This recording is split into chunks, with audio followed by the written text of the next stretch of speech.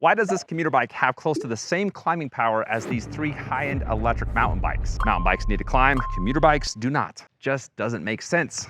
All 3 of these bikes have anywhere from 85 to 120 newton meters of torque. The higher the newton meter, the more power you have for climbing. The X-Lab ST5 Plus has 95. That's 10 newton meters more of climbing power than the giant Trans X. So how come X-Lab added so much torque to a commuter bike? Is it completely unnecessary? Or should every commuter bike have at least close to 100 newton meters of torque? To answer that question, we got to talk about the different types of torque with the different types of motors. The torque from this e-bike is much different than the torque from that bike. This bike has got a hub motor. It's 750 watts and produces 85 newton meters of torque. The X-Lab's motor is a mid-drive motor, and it is significantly smaller, only 250 watts, 750, 250. Yet it produces 95 newton meters of torque, 10 more than that. How is that possible? I don't know. And so that's the end of the review.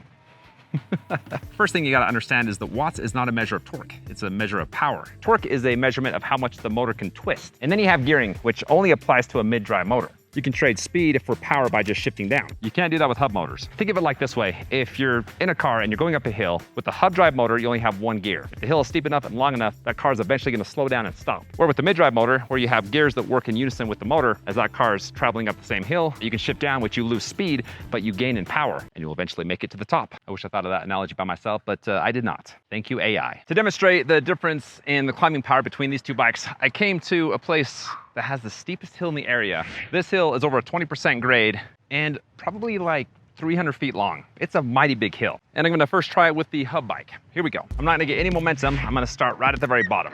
First gear, highest speed mode. Here we go. Yeah. Oh, okay, really, that is it. Oh, dang. I think I made it 10, 15 feet. I truly thought I was gonna make it up more than that, but nope. Starting in the same place I did with the first bike. Here's the X-Lab with the mid-drive motor and first gear, and we're off. There's where I passed the other bike, and wow, this thing is just kicking butt. Got to lean forward so my front wheel doesn't pop up. Woo! Oh yeah, easily making it to the top, and there we go. I have conquered hill.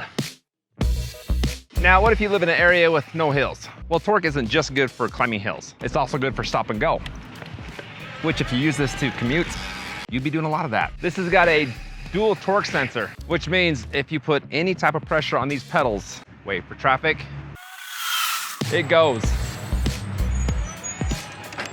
And that's nice because in busy traffic, like this road tends to be, you can get across there quick and fast. A feature that a lot of mid-drive motorbikes don't have is a throttle. And that's nice because if you do stop on a hill, even though this isn't that steep, sometimes it can be a little tricky to get going pedaling. Just use the throttle to give you a little boost. Here's the boost. What if the reason for the high torque of this bike is to carry a lot of weights? The bike's got a 330-pound weight capacity. There's a rack back here with a 50-pound capacity. I'm gonna put some more weight on it and go climb the same hill I did before. There's 40, 80, 110, 140. And I'm back to the hill. Gonna do this a little unconventional because all I have is this rack right here that I'm gonna strap 40 pounds to it. The rest I'll have to get creative. That ain't going nowhere. That's 40. Here's another 40. Here's 30 more. And the last 30. Oh. Surprise granola bar, sweet. Okay. Oh, okay. 30. Oh, doing a squat is pretty hard. And 30 more. Whew. There's no way I'm gonna be so off balance, but I'm gonna try it anyways. Okay, here we go.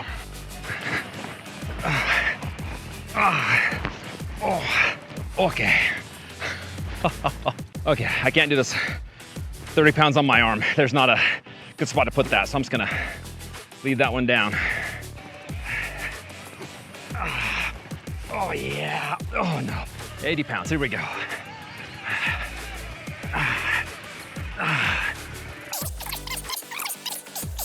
That is a workout. Oh, I'm almost flipping over backwards.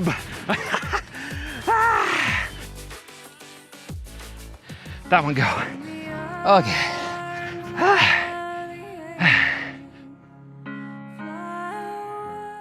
Oh, I got sweat in my eyes. I don't think anybody's gonna be hauling 80 pounds extra up something that steep, but now you know what it can do. Now, just because you got 95 Newton meters of torque, it doesn't mean that you have to use all 95 all the time. Sometimes you're in a parking lot or a crowded area and you might just need a little boost of power. The great thing about this bike is that a small tap on the pedal, which is like here. Oh, let me try that again. A small tap on the pedals equals a small amount of power on eco mode, that is. You just barely hit that and it just barely goes. And that's just the nice thing about that dual torque sensor is it's extremely reactive. Small little tap. Here we go. Other features about this bike make more sense now that we have a better understanding of why they went with the mid-drive motor with tons of torque. The first feature is the Q's 9-speed trigger style shifter. This is more high-end, locks in the gear super fast, which makes the torque sensor and the motor a lot more responsive. If that was cheap, that would not work so well. The next one are some higher end hydraulic brakes with a 180 millimeter rotor. That motor's got the capacity to carry a lot of weight, and so you need some higher end brakes to stop that weight. There's 2.4-inch wide tires. Those are more road grade, not super knobby, and they're lighter than a 4-inch tire. That motor would struggle with a heavier bike, so they cut the weight where they could. Now here's something kind of interesting about both bikes. So this bike's battery is 2 amp hours larger than this one, but this one's range rating is about 20 miles more than that. Again, how is that possible? Well, it's the same thing as before. It's all with the motor. Hub motor bikes are gonna carry you. All you have to do is just keep the pedals turning or use the throttle, and the bike just carries you down the road. You can do 20 miles and not even break a sweat. That's not the case with a mid-drive motor. You do 20 miles on this and you're gonna be sweating pretty dang good, especially when it's 95 degrees outside. You put in 10%, it'll give you 10%. Well, probably more like 20 or 30%, but it just magnifies what you put in. You're definitely gonna feel a burn in your legs after 20 miles. The range rating that X-Lab has for their bike is 75 miles.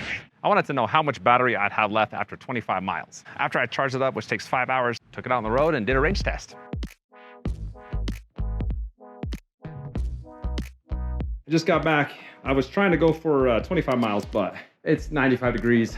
It's hot, I'm sweaty, so I'm gonna call it. Well, there's the path I took. Distance was 21.52 miles. Average speed was more like 20. Lots of elevation gain, 1,839 feet. Hour and 35-minute ride. Got a 45% battery life. And it says I've got 24.8 miles left to go. And that's gonna be close to a 50-mile range on turbo mode with an average speed of 20 miles per hour and 180-pound rider. X-Lab not only made a bike with mountain bike style torque, they've also made a bike that has some tech and a very clean and sleek design. Along the handlebars, that's pretty much as clean as you can get. There's an integrated screen, love that design. You got a quad lock, you just need the piece for your phone. The control pad is basic, plus minus some power, throttle, and that's it. That came undone, that's your motor cut off to the brake.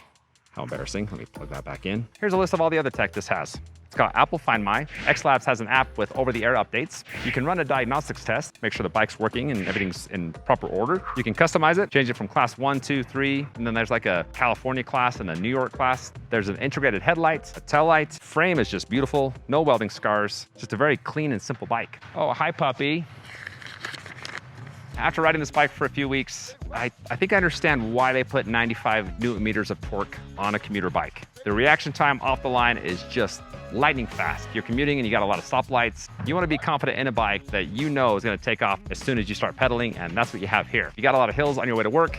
This thing can pretty much take down any hill, and it can carry some weights. I mean, you can put a 30-pound backpack, even more than that, and it's gonna be able to take you to the top. They put that much torque on this bike so you wouldn't show up to work just totally drenched in sweat. But I wanna know what you guys think. Should 100 Newton meters of torque be standard for commuter bikes, or is that too much?